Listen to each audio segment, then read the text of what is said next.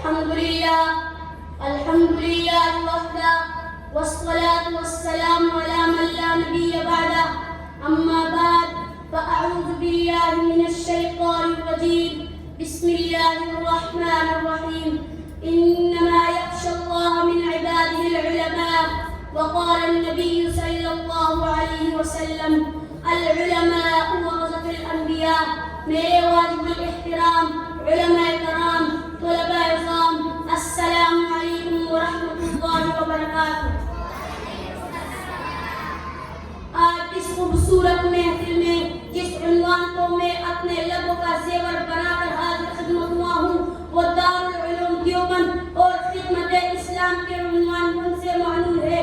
سامعین مکرم، آج میں آپ حضرات کے خیالات کو، آپ کی فکر کو، آپ کی سوچ کو، آپ کی ذہن کو مرکز علوم نبوت، مرکز علوم قرآن دارالعلوم دیوبند کی طرف مبذول کرنا چاہتا ہوں۔ اس مرکز اسلام نے جو دعویٰ کیا یہ علوم قرآن کا مرکز ہے، یہ علوم نبوت کا مرکز ہے، یہ ادارہ تحریک اسلام کے لیے ایک خادم پیدا کرے گا جو اپنے دعوے میں کتنا سچا نکلا، میں اس کی طرف آپ کی ذہن کو مبذول کرنا چاہتا ہوں۔ سامعین محترم، دارالعلوم دیوبند کی ابتدا ایک انار کے درخت کے سائے سے ہوئی۔ دارالعلوم دیوبند نے ایک صدی میں 90,000 علماء حق تیار کیے، 165 ملکوں میں ان کے شاگرد ہیں۔ پورے ایشیا میں دارالعلوم دیوبند کی دینی، مذہبی، تعلیمی، تنظیمی، اصلاحی اور فنی خدمات کی ہے۔ ہر شہر، ہر دیہات میں دن رات مسلم ہے۔ جب ہندوستان میں تفرقہ طوفان تھا، شرک اور ادمان تھا،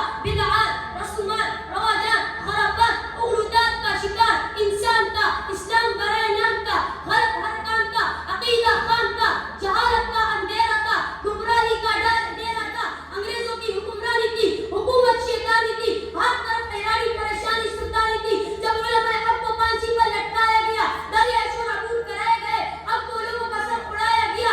الکفر ملت واحد کا سامان تھا، نقشہ العزیز والا مان تھا، بڑے بڑے جاگیردار تھے، سرمایہ دار تھے، زمیندار تھے، حکومت کے اقتدار تھے، ملک کے غدار تھے، مذہب سے بیزار تھے، اعلیٰ علم کی طرفدار تھے، اکثر ایام مکار بیکار تھے، مسلمان ذیل و خوار تھے۔ قرآن کے نقشے جلائے گئے، اسلام کے نقشے لٹائے گئے، مجاہدوں پر مقدمے چلائے گئے، درختوں پہ لٹکائے گئے۔ کالجوں کی تعلیم تھی، مسلمانوں میں نہ تنظیم تھی، نہ اسلامی تعلیم تھی، حق پرستوں گرو پر سے بیکار تھا۔ ہندوستان میدان کا نگار تھا، سب سے بڑا دشمن انگریز تھا، جو بڑا شر انگیز تھا۔